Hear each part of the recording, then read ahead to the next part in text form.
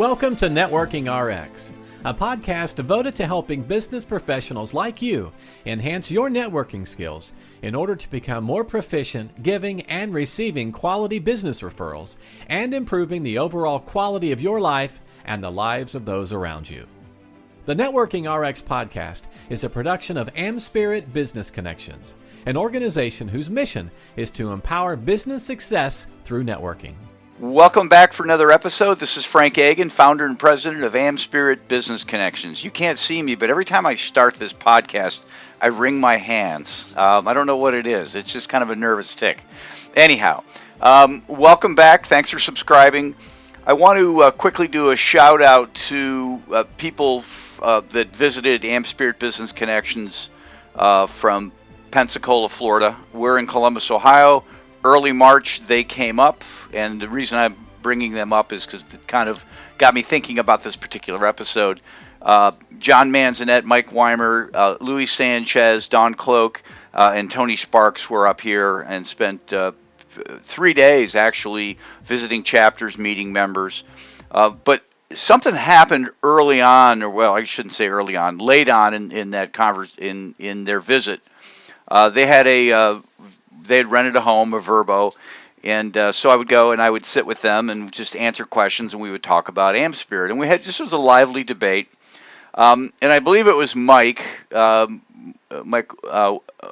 who interrupted Louis Sanchez. Louis was saying something, and Mike just talked over the beginning, right over him, and Louis just kind of waited for him to finish, and he said, "Oh, I'm sorry that the middle of my sentence interrupted the beginning of yours."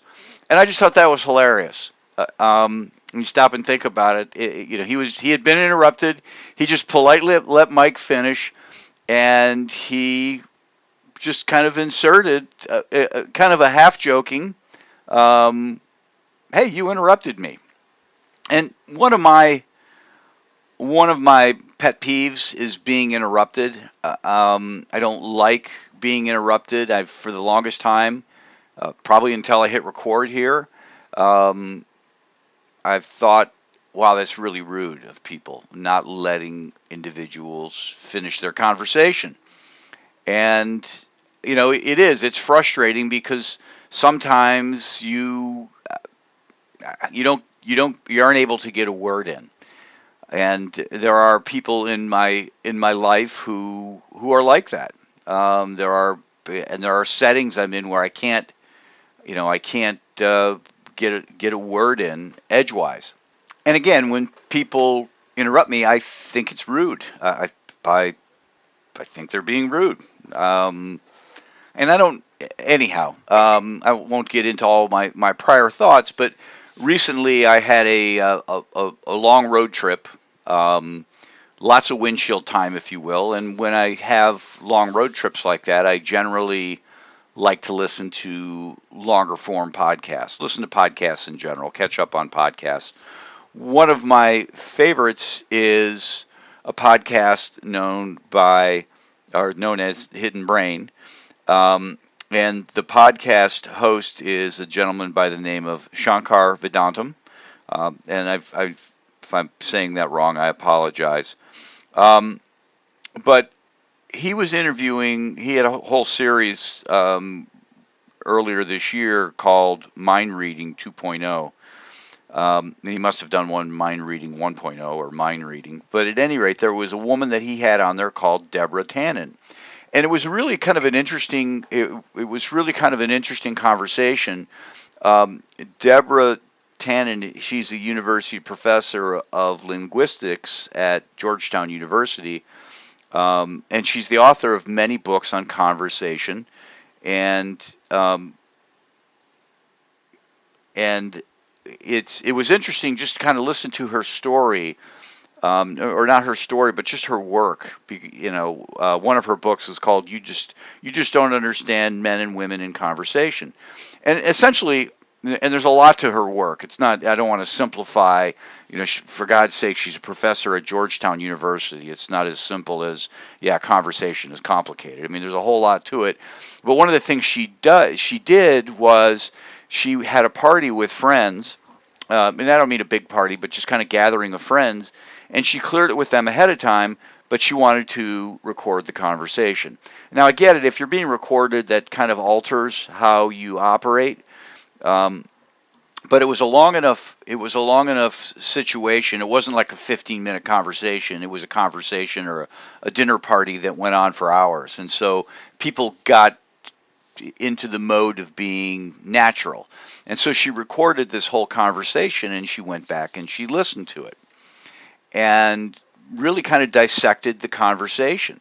And that's part of what her work is about, is dissecting conversation and trying to get people to understand, or have her have a better understanding of why some conversations work and other conversations don't. So I really started to look into Deborah and really trying to understand her work and the types of things she's doing. And there were several articles that I came upon. One talked about a plane crash, and I don't remember the particulars, but the co-pilot, it was the co-pilot was more experienced than the pilot, and it was a situation where there were very icy conditions. They're having to de-ice the plane, and what was happening is they would de-ice the plane, and then before they could take off, it would be getting iced up again. And again, I don't know where it was. Sadly, people lost their lives in it, but the co-pilot, who was very experienced, kept saying things like, "Oh boy, there's icicles forming," and the the speak was very indirect. What he really was meaning to say was, "There's ice on the wings. We probably ought not take off," and he was being somewhat indirect about it. And the pilot, who was not as experienced, or certainly not as experienced with icing of planes, and not clued into how the conversation, what was actually being said, just continued on with the flight to the demise of, I think it was 70 people. It's a sad story anytime somebody loses their life. But those are some of the things that Deborah Tannen will look into and try and explore, and what's happening here in this conversation. Somebody's saying in a roundabout way, "Hey, don't take off." But it was obviously a situation where needed to say, "Hey, we shouldn't fly. We just need to ground this plane because we can't be just de-iced and be airborne in sufficient amount of time before the plane needs to be de-iced again. It's just not going to work today at this moment." And again, that's a sad situation, but these sorts of miscommunications are happening all the time, and obviously they're not as perilous in terms of loss of life, but it's certainly perilous in terms of loss of relationship or hurt relationships. The example I'll use from time to time is my kids. My kids, they're grown now, but when they were younger, they might say, "I'm hungry," which what they're really trying to tell me is, "Dad, can you cook something?" And but they're not being direct about it. And I would kind of make them be direct about it. Tell me you're hungry. Tell me what you want. I can't guess. And so they'd say, "Well, Dad, I'm hungry," and I would just say, "Okay, noted. You're hungry." And that would kind of, that after a while they would understand what I was saying is, tell me what you want. Another example I use, I'll probably get in trouble with everybody on this, but when my wife and I were first dating, it was her birthday, and I said, "It's your birthday. Where do you want to go to dinner?" "Well, I don't care. Anywhere is fine." "Anywhere? Taco Bell?" So I took her to Taco Bell for her birthday, and I still take crap about it, but it was like, what do you want? I really don't care. Do you really not care? Because then Taco Bell it is, if it really doesn't matter. And it didn't hurt our relationship. Obviously, we got married and have been married going on 28 years now. But it's just, another example. You need to kind of be articulate. But that's part of what Deborah Tannen's work is that sometimes we feel like we're communicating, sometimes we feel like we're saying things, and we get hurt because we feel like people aren't listening to us, and maybe it's that we're not being direct enough. So, back to the whole comment that Louis made to Mike, I'm sorry that the middle of my sentence interrupted the beginning of yours. When she was going back and listening to the tape recording of this conversation that she was having Deborah Tannen was having at this dinner party, she realized that there were certain people who were just dominating. And she earmarked it as, the East Coast people were kind of walking all over the West Coast people. I don't want to, I don't like to pigeonhole people. West Coast people are this, East Coast people are that. There are just people who dominate conversations. There are people on the West Coast who dominate conversations, and there are people on the East Coast who are docile in conversation. And that in this situation, there were just certain people who just couldn't get a word in, and they wouldn't assert themselves. Somebody might start asking them questions, and they'd have a one-word answer. And just because that's the culture of that conversation that's kind of developed. And so when we think about being interrupted, when I think about being interrupted, I've decided to be, it still can be annoying, right? I think that's just a natural reaction, but I decided that I need to do two things. One, I need to be a little more forgiving of the people who might interrupt me, because it might be a cultural sort of a thing. I'm prone to being somewhat thoughtful in my words, or try to be thoughtful. I'm trying to find the right words. I think some people are really good at just taking from what's in their brain and having it just pour out of their mouth. And maybe they don't care, or maybe they're just really good at articulating what they're thinking. Me, I find, and this is probably true of other people, I find that I really need to try and find the right words. I really want to, I talk like I write. When I write, I'll go back and over a sentence and I want to change this, or I want to really think about a word, and I probably talk much the same way.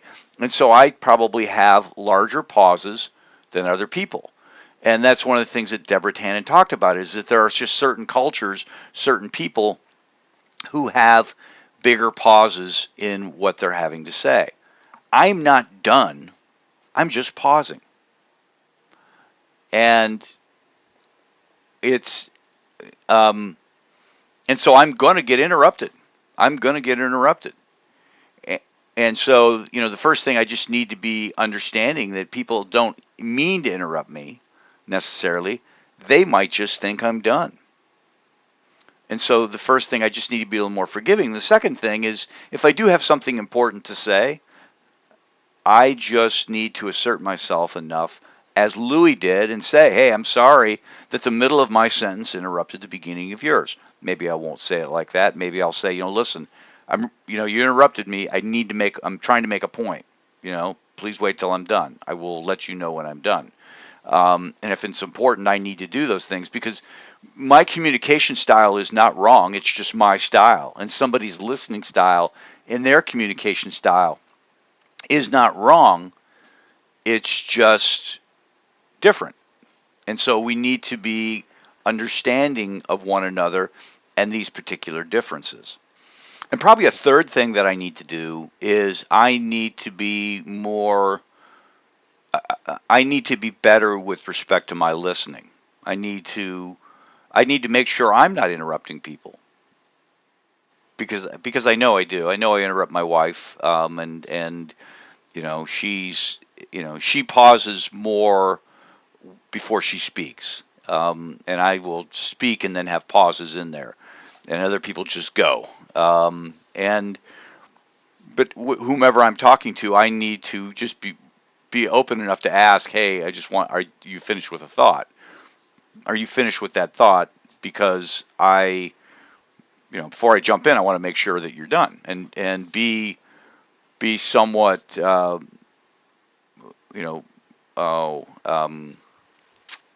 There I go. See, I'm thinking for a word. I'm trying to think for the perfect word, and what I normally would do is I would pause the recording until I came up with the perfect word, which is great when you're talking about a podcast, but you can't do that in a conversation.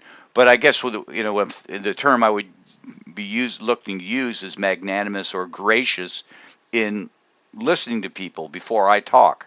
And so anyhow, the whole premise behind this particular podcast as it relates to relationships is we have these conversations. And sometimes we think the conversations don't hit. Sometimes we think we're being interrupted. Sometimes we interrupt. And it's just really people with different communication styles, different cultures. Sometimes there are, different cultures, especially when we're on an international stage. Different cultures communicate differently. And we need to stop and be gracious and be open-minded as to how we talk and how we listen. It's really what it boils down to. If you want to have good relationships, and it's not the onus is not on somebody else to change. I'm not asking anybody to change. I can't control them. I can't say, "Hey, stop interrupting me." I can ask. I can just assert myself and say, "Listen, you interrupted. I really need to make this point, and I need to be kind in doing that, and not mean-spirited." I can't change them, but I can certainly work on myself, and you can work on yourself with respect to how you communicate with other people and how you come across. And that might be in spoken words, and it might be in written words as well. I was talking to my assistant Teresa, and she was talking about certain people emailing her, and she says, "Wow, they sound really terse." And my response was, "Well, they're not really like that. It just might be how they write, and they need to maybe soften up the beginning of an email with, 'Hey, how's it going? This is what I need.'" Some people just jump right in, "Get me this." And that can sound a little terse if you don't know the person. So just something to think about as you communicate with the people in your world. And if you interrupt me, I'll let you know. Thanks. Thanks for joining us on the Networking RX podcast. Please put what you've learned into action today and let us know if you have questions, comments, or ideas for future topics. You can email them to us at podcast@amspirit.com. That's AmSpirit.com. Finally, so you never miss an episode, be sure to subscribe to the Networking RX podcast through iTunes, Overcast, or however you receive your podcasts. Now get out and network with someone. The Networking RX podcast is the copyright production of AmSpirit Business Connection. All rights reserved.